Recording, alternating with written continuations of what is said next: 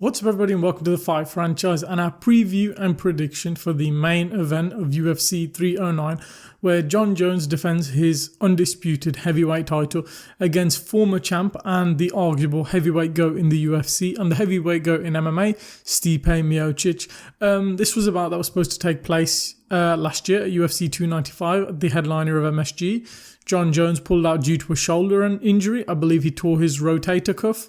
And then off the back of that, Aspinall was offered the fight against Stipe. Stipe declined, and Tom Aspinall has become interim champion in that meantime against Pavlovich, defended his title.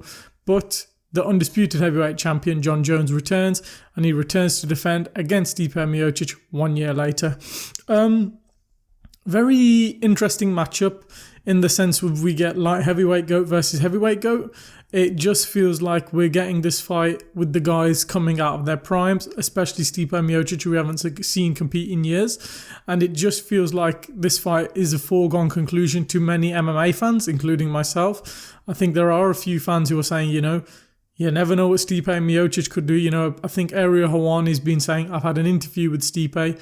Stipe is motivated. This is Fireman Stipe. This is the Stipe that went in against JDS, Overeem, Francis Ngannou the first time. And this is a Stipe that could upset the apple cart. So I'm going to kind of give my preview prediction, breakdown, and kind of see how the fight's going to go. So let me just first and foremost load up the tail of the tape. So both guys, Jon Jones, 27 wins, 1 loss, which was a disqualification against Matt Hamill for using 12-6 elbows. More on that later. 20 wins, 4 losses for Stipe Miocic. Height, pretty much identical. 6'4", 6'5" Stipe Miocic's build up, but they're both about 6'5". Reach, 84.5-inch reach for Jon Jones, 80-inch reach for Stipe Miocic, and leg reach significantly higher for Jon Jones, 45-inch leg reach for Jon Jones and 39-inch Stipe Miocic leg reach. So huge kind of physical advantages in terms of, range and reach for Jon Jones, but Stipe Miocic is the natural heavyweight.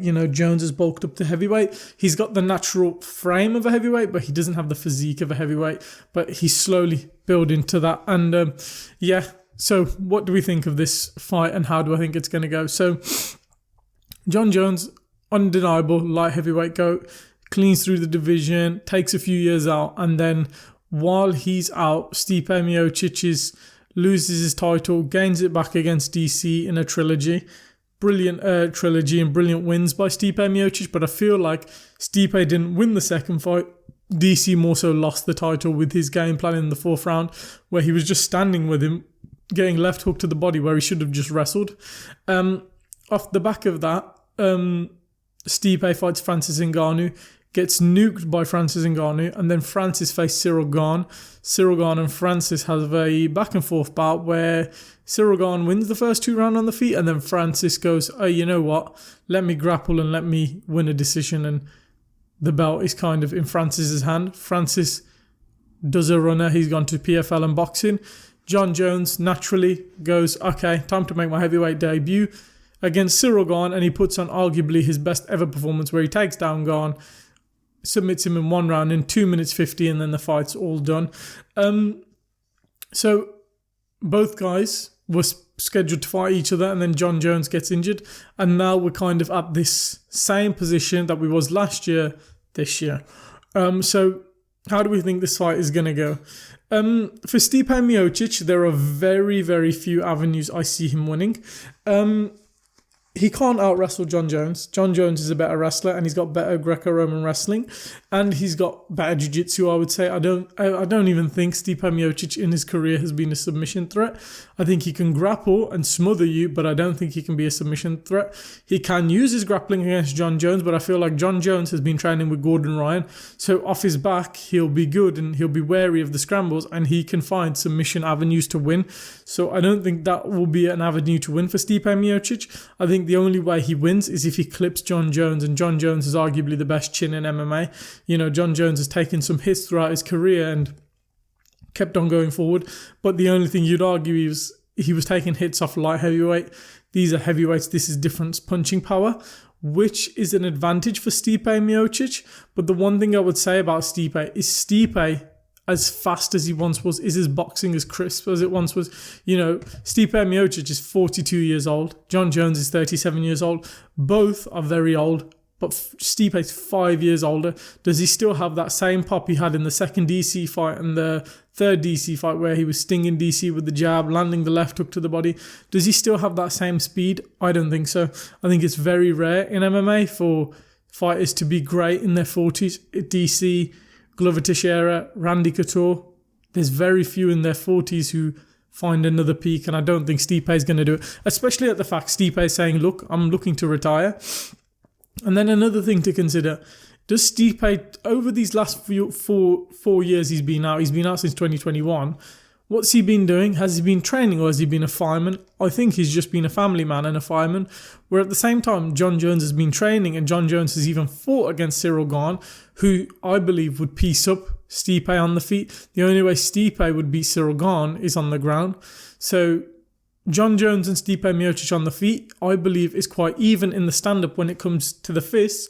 But when you add kicks to the game, I think that's when Jon Jones is going to go clear, especially if he can attack the low leg of Stipe Miocic with the oblique kicks. I think oblique kicks are going to be key to take Stipe off his base.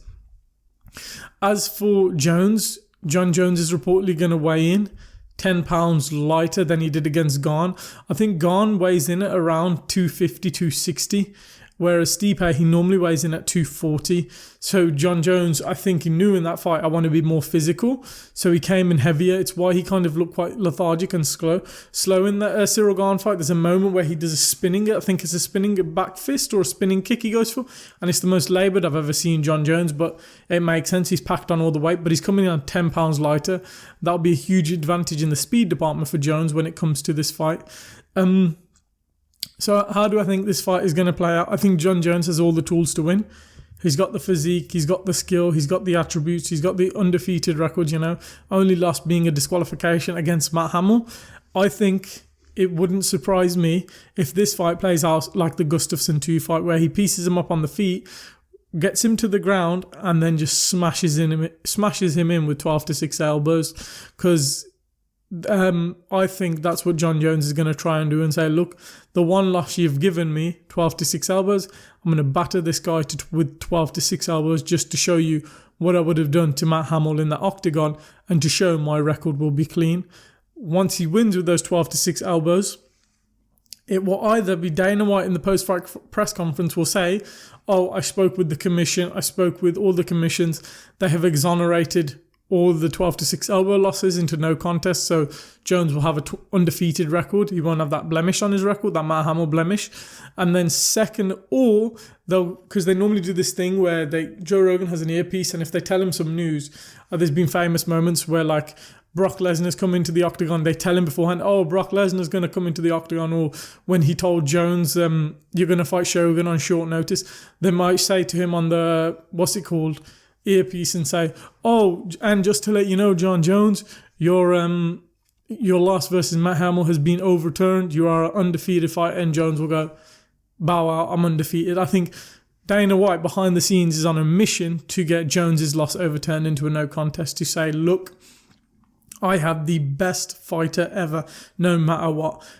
Forget boxing, forget kickboxing, forget Muay Thai, forget Jiu-Jitsu, forget everything.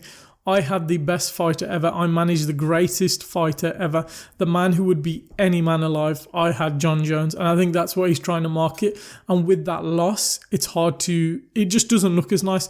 When it says 27-0 undefeated, or 28-0 undefeated, whatever he'll be after Stipe, I think that's what Dana White wants. He wants that brilliant marketing tool for this fight. And he'll go, yeah, look, Jones retired, the best ever. He would beat any man alive. And off the back of that record, you can't really argue it. I think there's only two or three guys or I'd say four guys in MMA history who could give Jon Jones a run for his money.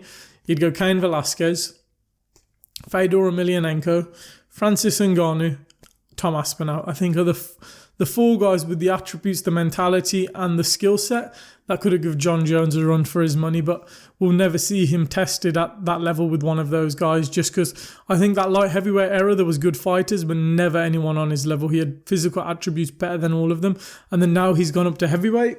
The heavyweight division is the worst. I think this is the worst heavyweight division I've seen in years.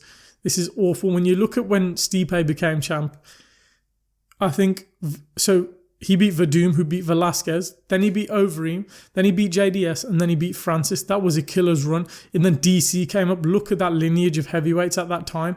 And then now you look at the top 5 in heavyweight.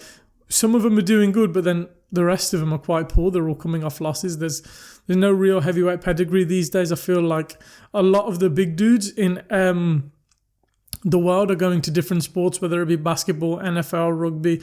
They're not doing MMA, or even they're going to boxing first instead of UFC, just because those avenues probably pay better than heavyweight MMA. But I think he'll take him down, smash him with 12-6 elbows, and just win the fight, and then get on the mic, put on a huge speech and retire, and Bob's your uncle, and then off he goes into the sunset with one of the best records and one of the best fighters we've seen in MMA history. It's a shame that we're probably never going to see the Tom Aspinall fight. I think the only fight John Jones will ever take is if Alex Pereira gets past Magomed Ankalaev. He'll go, okay, let me fight Alex Pereira, because he knows it's a fight he's going to win. That Tom Aspinall matchup is a hard matchup for John Jones, because Tom Aspinall physically, he's in his prime, he's young, he's hungry, and he wants that win, but Jones won't take that fight. So that's my prediction for the fight. I think John Jones, will see in round 1, oblique kicks, fast jab, right hand, and Stipe is going to get flustered. He'll use his wrestling, take him down, pin him up against the fence, trip him, probably do a trip, get on top, get into mount, and then just start landing elbows, and 12-6 elbows specifically, just to prove a point. And then off the back of that, I think Dana White is going to say, yo, look, we've got the 12-6 elbow loss against Matt Hammer overturned into a no contest. Jones is undefeated. That's my prediction for how the fight is going to go and the aftermath after the fight. Well, how do you think this fight is going to go? Do you think Stipe Miocic has a puncher's chance? Obviously he does. You know, he's got some great knockouts on his resume just at 42. Does he still have that same pop and speed? We'll wait and find out. But how do you think that fight's going to go? Are you riding with John Jones or Stipe Miocic? Leave that in the comments below. Leave a like if you've enjoyed the video. Subscribe for more MMA fight content coming soon. We hope you enjoyed the video, and we'll catch you in the next one.